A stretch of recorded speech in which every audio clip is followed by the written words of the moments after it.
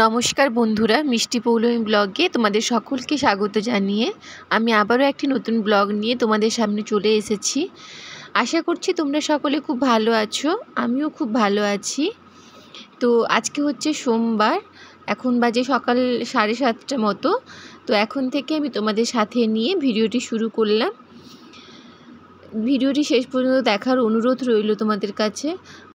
এই ভিডিওতে আমি দুটো টিপস তোমাদের সাথে শেয়ার করব, আশা করছি তোমাদের ভালো লাগবে ভিডিওটি, তাই তোমাদের কাছে সম্পূর্ণ দেখার অনুরোধ রইল। তো দেখো, এখন আমি ঘরের সমস্ত টুকটাক কাজকর্ম শেষ করে নিয়েছি, আর এখন আলমারিটা সুন্দর করে গুছিয়ে নিচ্ছিলাম। আলমারির ভেতরে কাপড় চোপড়গুলো সব সুন্দর করে গুছিয়ে রেখে দিয়েছি, আর টুকটাক যেসব কাপড়গুলো আছে সেগুলো ভাঁজ করে যে যার জায়গায় সুন্দর করে রেখে দেব। আর আজকে অনেক কাপড় বেরিয়েছে যেগুলো কাচতে হবে, ভালো কাপড় কয়েকটা আছে, আর টুকটাক ঘরের কাপড়ও রয়েছে। আর ভালো কাপড়গুলোকে আমি সবসময় ইজি অথবা শ্যাম্পু জল দিয়ে ধোয়ার চেষ্টা করি। তো ওইগুলো আমি শ্যাম্পু জলে ভিজিয়ে একটুক্ষণ তারপরে ধুয়ে নেব ভালো কাপড়গুলো। তারপরে ওগুলো কালকে আমি আবার মাড় দেবো, মাড় দিয়ে আয়রন করে আবার আলমারিতে তুলে রাখবো। এদিকে দেখো, আমি সমস্ত কাপড় কেচে নিয়ে ছাদে চলে এসেছি মেলতে। তো এখন সমস্ত কাপড়গুলো মেলে নেব। আর ভালো কাপড় 3টে আছে, ওইগুলো শ্যাম্পু জল দিয়ে ধুয়েছিলাম, ইজি ছিল না ঘরে, তাই শ্যাম্পু দিয়েই ধুয়ে দিয়েছি। তো ওইগুলো আজকে শুকিয়ে গেলে কালকে আবার মাড় দিতে হবে। কালকে সাবু দিয়ে মাড় দেবো, সাবু দিয়ে মাড় দিয়ে তারপরে আয়রন করে সুন্দর করে তুলে রাখবো। হালকা একটু মাড় দিলে কি হয়, কাপড়গুলো অনেকটা ভালো থাকে, মানে নতুনের মতো লাগে। মাড় দিয়ে সুন্দর করে আয়রন করে রাখলে নতুনের মতো পুরো লাগে। তো আজকে তরকারিটা রান্না করে নেব, তারপরে ভাত বসাবো। আর আজকে যেহেতু সোমবার, তো আমি নিরামিষ খাই, আর ঘরের সবাই সেরকম নিরামিষ খায় না, ওরা সব আমিষ খায়। তো আমি নিরামিষ খাই, তাই আগে নিরামিষ তরকারিটা করে নেব, তারপরে আমিষগুলো করব। আমি আগে ডালটা বসিয়ে দিলাম। তো ডালটা আগে করে নিয়ে তারপরে আমি ডালটা সিদ্ধ হতে হতে আমি দুটো মুড়ি খেয়ে নেব। খাইনি, তো এখন দুটো মশলা মুড়ি করে খেয়ে নিচ্ছি। তারপরে ডাল হয়ে গেলে বাবার তরকারি হবে আলাদা করে। বাবার তো আলাদা তরকারি প্রতিদিন করতে হয়, তো বাবার জন্য আলাদা তরকারি হবে একটা, সব রকম সবজি দিয়ে। আর লাল শাকের ভাজা হবে রসুন দিয়ে, আরও ওটা আমি খাবো না। আর বড়ি ভাজা হবে, আর ডিম ভাজা সবার জন্য করে দেব, শুধু আমি খাবো না, ব্যাস। তো আজকে রান্না এইটুকুনি। আর ডিমের অমলেটগুলো এখন করব না, একদম গরম গরম ভাত যখন সবাই খাবে তখন অমলেট করে দেব। আর এখন শুধু তরকারিগুলো রান্না করে নিয়ে ভাতটা বসিয়ে দেব। আর লাল শাক আমাদের বাগানে হয়েছিল, তো বাগান থেকে লাল শাক মা তুলে এনে কেটে রেখেছিল, তো ওটা আগে একটু হালকা ভাপিয়ে নেব, তারপরে লাল শাকটার পরে বাবার তরকারিটা রান্না করে নেব। আর এদিকে দেখো, বাবার তরকারি আমি রান্না করে নিয়েছি। লাল শাকটা ফার্স্টে ভাপিয়ে নিয়ে তারপরে বাবার তরকারিটা রান্না করে নিয়েছি, তারপরে লাল শাকটা ভাজা করব। বাবার তরকারিতে আলু পড়ে না, শুধু সব রকম সবজি দিয়ে একটা তরকারি হয়।